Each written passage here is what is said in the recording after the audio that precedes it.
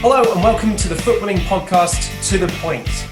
I'm Sam and I'm joined as always by my good friend Matt, who's living in Canada and is a youth coach over there. How you doing, Matt? I'm good, how are you? I'm very well, thank you. And today we're joined by a very special guest. His name is Flo and he is the coaching and grassroots coordinator for Soccer New Brunswick. This is To The Point.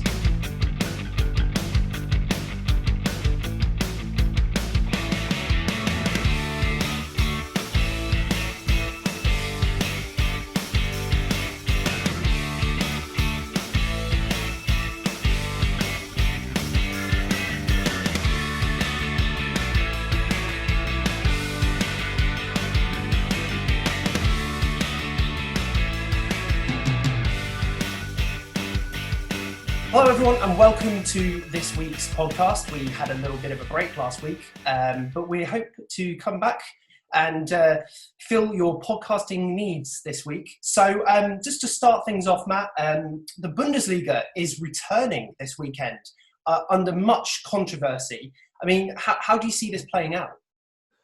Well, only time will tell really, won't it? Whether this was a good idea or a bad idea. There's a lot of excitement. There's a lot of stuff on social media. Football's back. Everyone's excited. However, I feel that there's a lot of pushback from the players, and that's not just in Germany. That's across all leagues across Europe that are planning to restart back up. There's a lot of pushback from the players, but Germany are the first to go ahead, so everyone will be looking to Germany to see how it goes ahead and whether it is a viable option to carry on playing football in this time. And I'm sure a lot of people are excited today, sitting down to tune in to watch German football. Yeah, I think for the European leagues, it's going to be a massive learning curve how other leagues can actually come back. But as you said, people are very excited. I mean, I know I'm going to be sitting down to watch it. I don't know about you, Matt. Are you going to be sitting down to watch it today? So I have a TV broadcasting service called The Zone, which don't actually show German football. I was a little bit annoyed. It's on Sportsnet, and I currently don't have access to Sportsnet. So, Flo, are you going to be watching today? Definitely. I want to see what it's going to look like. I mean, how excited are you for the return of football? Because we all know it's going to be in front of a no crowd. I watched the opening game with the South Korean League, the K-League, last weekend, and I have to tell you, it was very sterile. I know South Korean football isn't the best quality football, but it was watching it as well. It just, for me, I couldn't connect to it. I couldn't get excited. Flo, are you looking forward to it? Well, I think it's going to be interesting in a different way. Having that proximity with the players, I feel like being able to hear what they're going to say, what type of communication, maybe hearing what the coach is saying on the sideline, and looking at it in that perspective where you can hear a little bit more. And I think it brings them back. Majority of the players and majority of the footballing world plays in front of like small crowds or to no crowd, so gonna bring them back to the younger years, I believe. It's interesting. I'm looking forward to it actually. Right. And with the Bundesliga actually returning there, like Matt alluded to just a couple of minutes ago, that there's got to be a lot of concern around it as well for players and coaching staff. I mean, what kind of measures are being put into place to actually make sure that this is fully safe? Because football is a contact sport, so there's no guarantee that you're not going to be able to transmit this virus to other people if they do have it. I know that they're doing the testing, but it's going to be very difficult to keep this 100% safe. I mean, Matt, have you heard of any sort of ways that they're going to make this safe for the players? They're trying to keep the players in their own bubble. So I've heard that they've had to basically isolate themselves from any of the outside world. I think there was a coach this week that broke that isolation and went to the shop to buy toothpaste.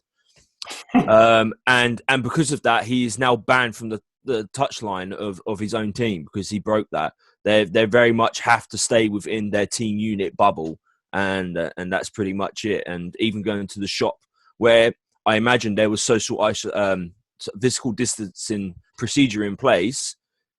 He still has to now stay away from the team just for getting toothpaste. So it sounds like they're taking it pretty seriously to try and keep the players as safe as possible. And I think they're testing like all the players before they go in and out of like training facilities, stadiums, etc., etc. My biggest thing is, well, Bundesliga has been back in training. La Liga's returning back to training. The Premier League have been told they can go ahead and go back to training. I know that Tottenham Hotspur opened up their training ground again.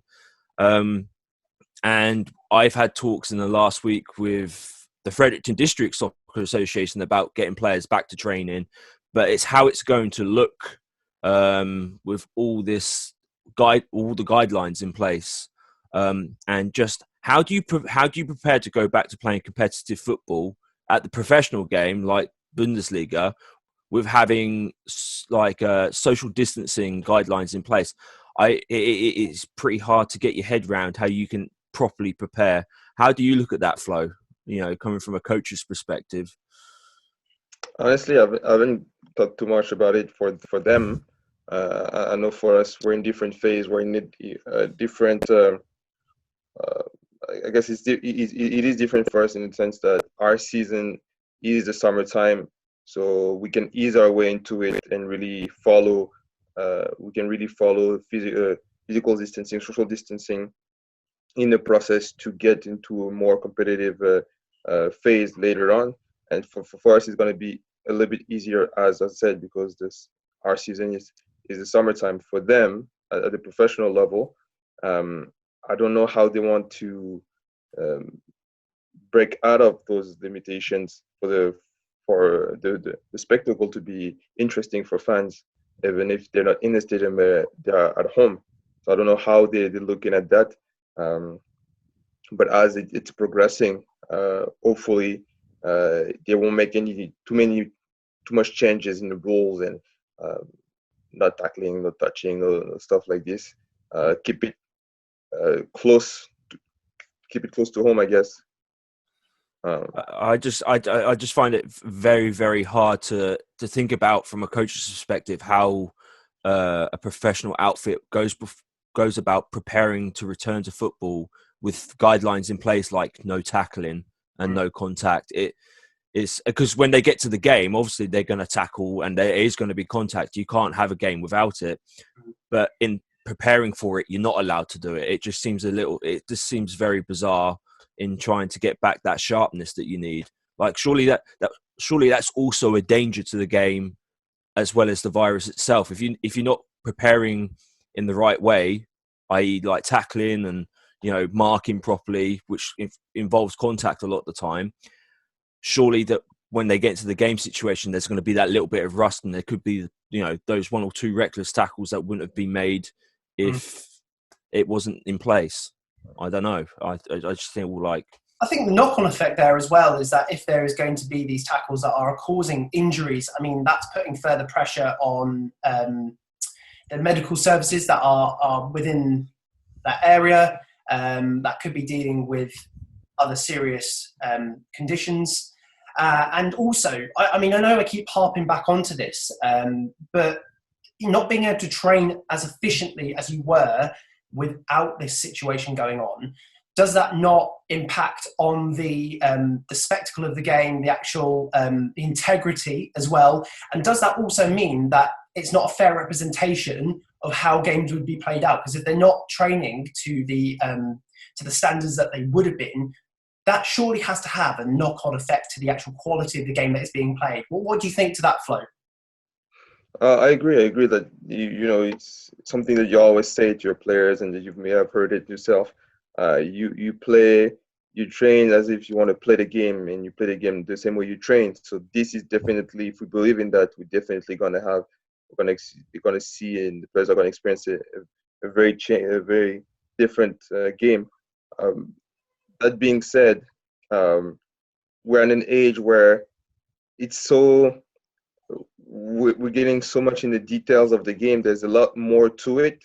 The ability of players have changed and improved in so many different areas that it could be a different style of play. It could be a different line. It could be different lineups offered to us to see how they're going to approach the game with those restrictions and rules, if they are still restricted in contacts and stuff like this, or are they just playing the dance right now? Is they just listening to what the government is saying, and they put their best foot forward to make it work, because they want to be out there, they want to finish the season, but as soon as the game starts, all hell breaks loose, and we're going to see contacts and stuff like this. I think those precautions are at this time right now, but maybe as soon as they can officially start the season, there won't be much more restrictions. We'll wait and see, I guess. Yeah, for sure. But it's that everything that's surrounding the guidelines back to training. Like this week, the Premier League have said that, like, in terms of training and after training, everything will have to be like disinfected. Even the playing surface. I heard that they want to disinfect the playing surface. Well, surely that will kill the playing surface. I'm pretty sure grass and disinfectant don't really mix all that well. So how do you effectively manage that as well? It's just, there's a lot of things coming out about the return of football, and some of it you think, okay, that makes sense, and other stuff you look at it and you just think, what? Like, how does that even make sense? Disinfecting grass. I think they're so desperate to get back to playing football that the Premier League want the Premier League to come back so desperately that they're just coming up with any ideas that might sound like it's a good idea, but they're not being thought through properly. Going back to our last podcast when we spoke about this, making sterile routes for the teams to travel in, and the officials and stuff like that. And it's such a logistical nightmare, this, that you cannot prepare enough, because there'll always be someone or an expert saying that you haven't prepared enough for it, that you're not considering this and you're not considering this piece of information. So really, there's always going to be some element of risk to this.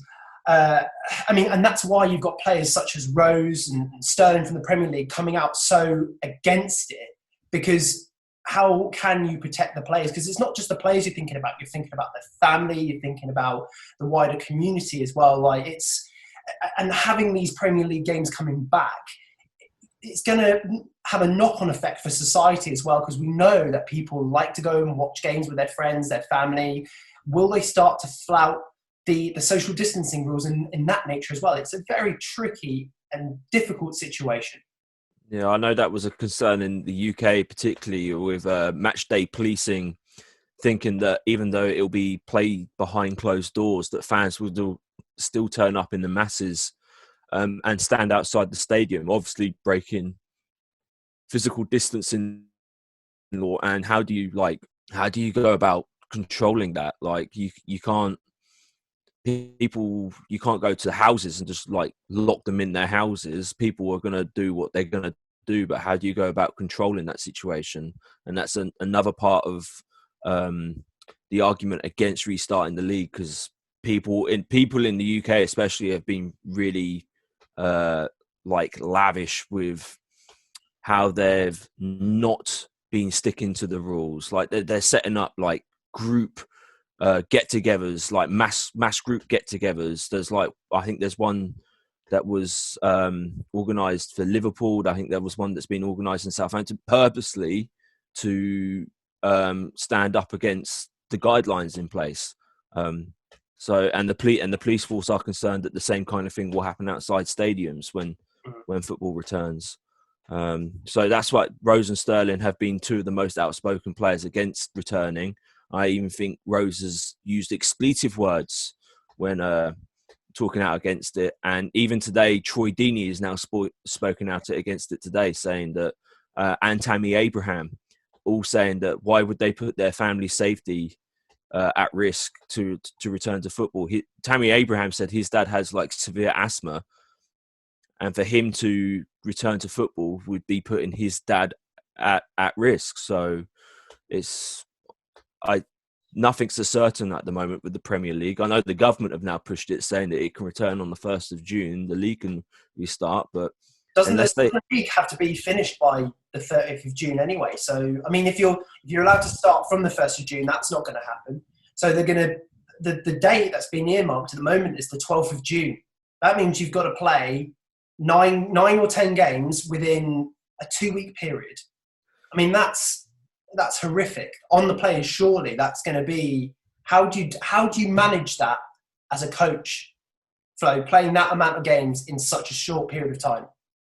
It's definitely not recommended, for sure. There's a lot to consider, and 9 games in 2 weeks. Do they even play that many games during the World Cup or the Euros? I don't think so. I think it's a lot. It's spread apart a lot better than this. Now it's going to be a nightmare. They talked about more subs at some point to ease the I guess the load on the players. Now they're gonna have to cut it. They're gonna have to find a way to say, okay, these many games are going to be meaningful enough and representative of the end of the season for it to carry through. Otherwise, they shouldn't go back. Yeah. Exactly. And even with the introduction of 2 new subs, I think they said taking it up to 5, it's still not going to be enough rest to, unless the FA change their own guidelines and regulations about when 11-a-side professional football can be played. Because the cut-off date for that is the 30th of June in the UK. And if they decide that, in this one instance they're going to extend it, then they need to do it pretty quickly so they can start the logistics of how this is going to look. But as it stands, football of the Premier League kind has to be done and dusted by the 30th of June. It's a logistical nightmare. And I don't know how it's going to work out, or again, the integrity of the whole league is going to be affected by this. So again, is it a fair representation of how the league would have actually finished? That is the underlying question here. And I don't believe it will be. I mean, Liverpool would probably still run away with it, but I mean, what's going to happen to the other teams in the other places and relegation as well? There's a lot riding on it. But we'll move on from there. And I just want to mention this week before we continue, Harry Kane is the first professional footballer to actually sponsor a team in the English leagues. This week, he announced that he's going to be sponsoring the shirts for Leyton Orient. And it's going to be on the front of their shirts is going to be charities and messages for the NHS and stuff like that. I thought that's really a great thing. But obviously, again, does this actually, is there a conflict of interest here? I mean, what do you make to that, Matt?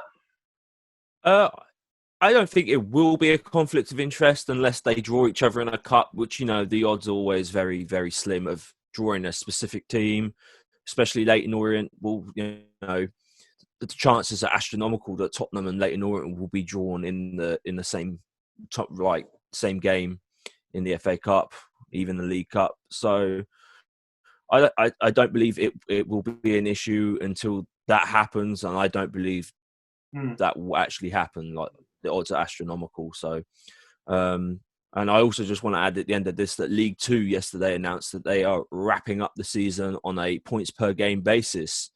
There will be no relegation because the National League have decided that there was no promotion because they ended their season. And there's now been a backlash because there have been teams that are going to be promoted and teams that have missed out on promotion based on this points per game formula that they've drawn up. And a lot of people have said that, well, it didn't take into account the current form leading up to when the league stopped, etc., etc. So there's literally no good way to end the season other than I said a few weeks back that you just say it's cancelled. Like, none of it stands. It's done. We'll just restart next time. And for qualification purposes, we'll just go back to the season before, and we'll just restart afresh instead of trying to figure out 5 different ways to try and please everyone that just isn't going to please everyone. So,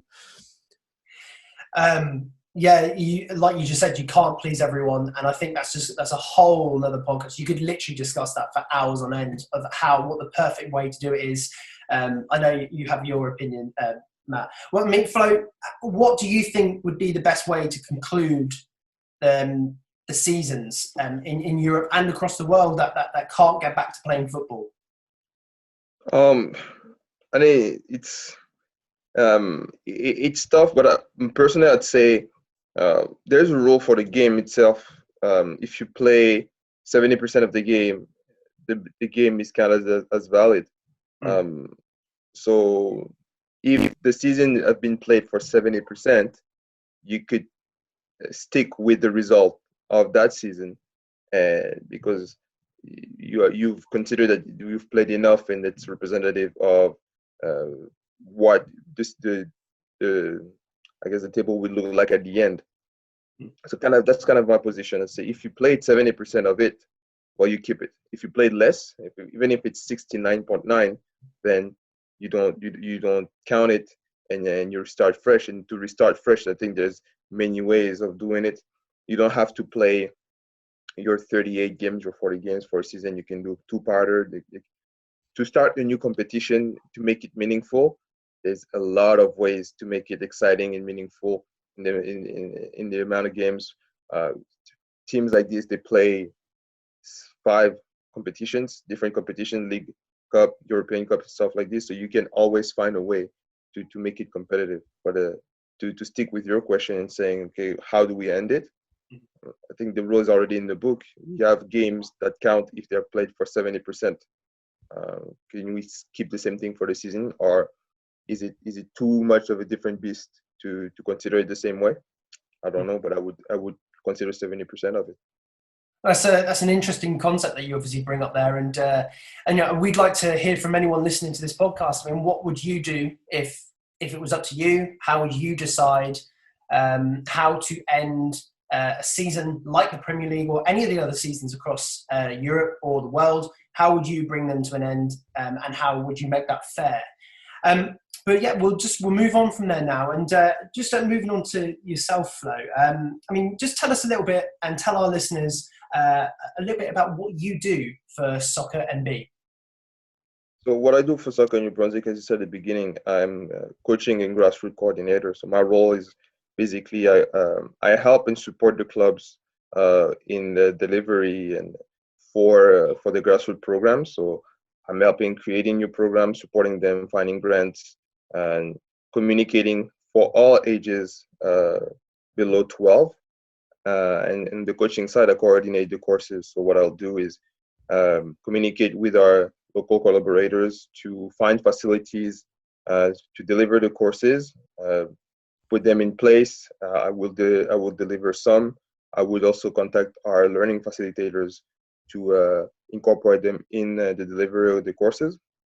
And it's a kind of linking the clubs and the province when it comes to the grassroots that they are delivering, that they wish to deliver, and also the coaching education, supporting clubs that want to take initiatives as well, and then bringing everything together.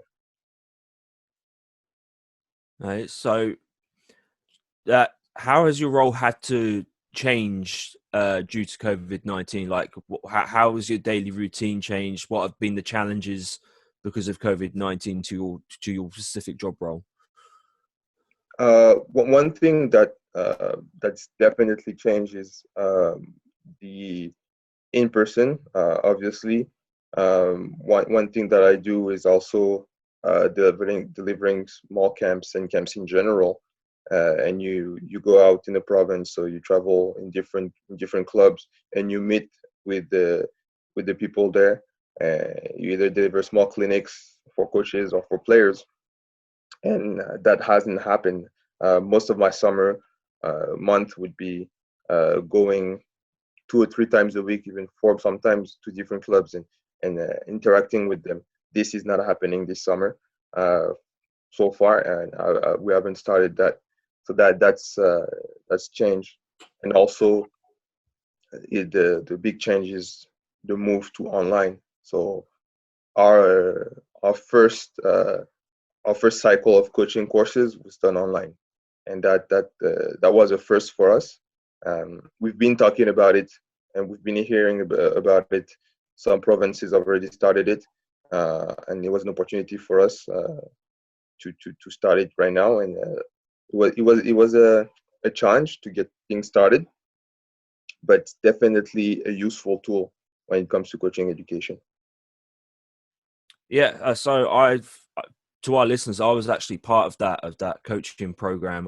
I saw that the provincial C license here in New Brunswick was running online, and I jumped at the chance to do it whilst I was sitting at home in isolation, because there was the time to be able to help to do it, and it was a different experience to be able to take part in coach education through the internet, the power of the internet. But I can't imagine being in your position, Flo, how you try to implement a coaching program, and you have to think of all the ins and outs of how you go about implementing the coaching program that you deliver in a classroom setting with a lot of FaceTime with individuals, and then you go to having to do everything online and not necessarily seeing people's reactions to certain things that you say, like confused looks on faces, so that particular people were going to need certain help and guidance. How did you have to really approach doing coaching online? Like, what were the hurdles and the challenges that you found about delivering online? Well, first I thought, well, I talked with other people involved in coaching education, and kind of like looking at the tools first and how the tools are working and what are the tools giving you.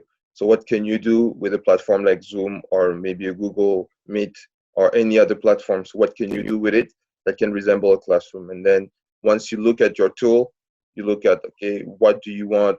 What is kind of the script of your course? What are the parts where you're going to be delivering content and when you're going to have interaction? And that's as you mentioned, the toughest part is to really be efficient in those interactions. Because we're online, we're missing a lot of the small conversation. We had a fairly large group for our first cycle of coaching courses. And then when you look at a class of 25 plus students or coaches taking a course, and then if you start to part them in small groups, you are missing those small conversations. Yes, you can jump in and out of different conversations, but it's still not the same way in the classroom. If I'm in the classroom, I can walk around, and then I hear something that catch my attention, then I can go there and see that. So that didn't happen. And then at the end of that, you have the time restriction, because those courses, those modules, they don't last for more than an hour 30, an hour 45, because you don't want to keep people stuck with you for 3-4 hours, and that's the other thing. So the time restriction is also a challenge. Yeah. So one of the big parts that was clearly missing was the practical part of a coaching course. Being able to be out in the field and seeing demonstrations done and examples done.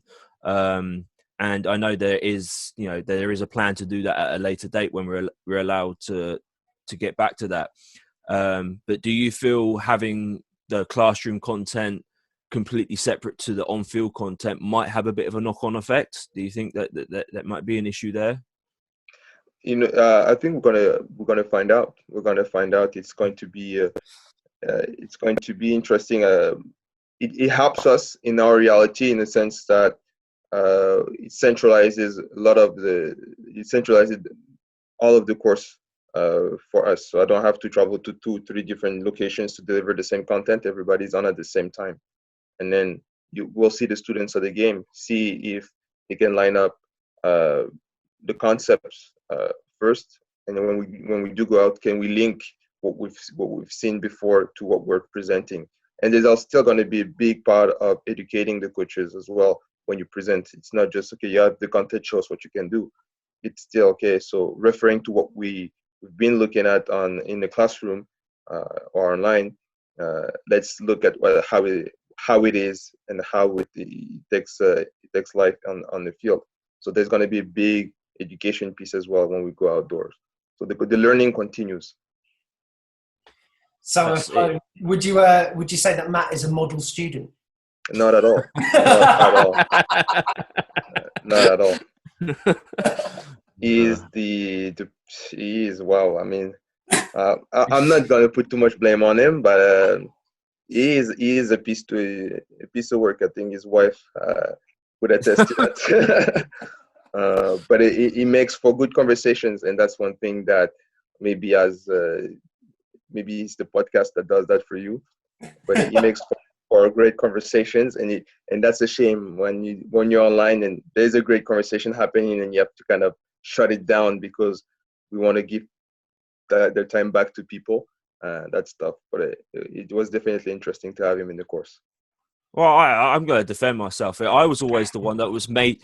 I was always the one that was made to talk. He should have. If you're in the breakout rooms, they were like, "Oh, Matt, you're the one that's going to deliver this." And I was just like, I get told to be quiet all the time. Someone else can do it. And they were like, "No, you're going to do it." I was always the one that was stitched up with the talking. So don't act like you didn't want to talk.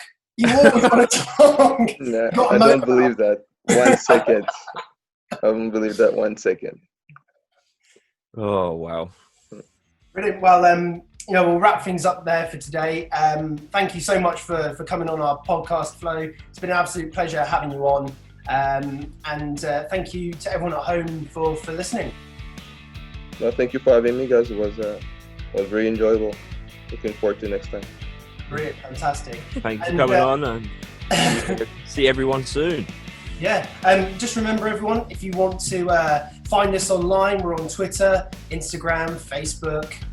Check us out on Spotify. We're on Apple, iTunes podcasts as well. All of the major podcast platforms. Please do remember to give us a rating and submit a review as well. It really does help us. And also interact with us on Facebook as well. We always love getting involved in a conversation. And yeah, please do post any questions you have to us about what we've spoken about today. But for now, thank you very much and goodbye. Goodbye.